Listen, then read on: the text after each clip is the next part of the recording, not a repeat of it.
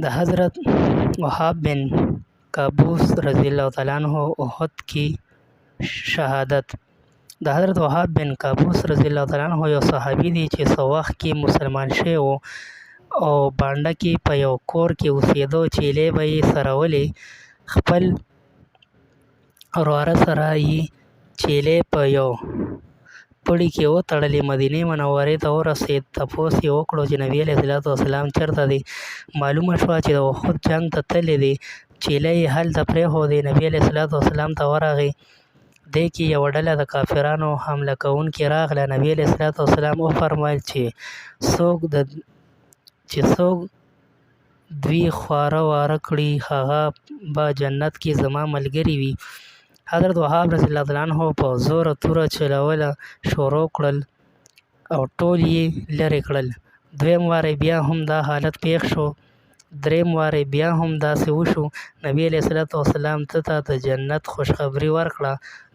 دې اورېدو سره یې توره واخیسته، د کافرانو په ګڼه کې ننوت او شهید شو.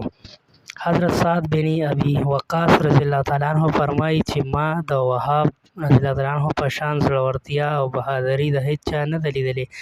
شهید کېدو نه پس نبي علیه الصلاۃ والسلام ما ولید چې د وهاب سر طرف ته ولاړ و.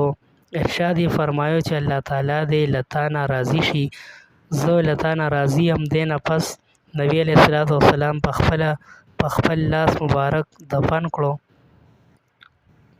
سره د دې چې په دې جنګ کې نبی اکرم صلی الله علیه وسلم په خپله هم زخمی شوی و.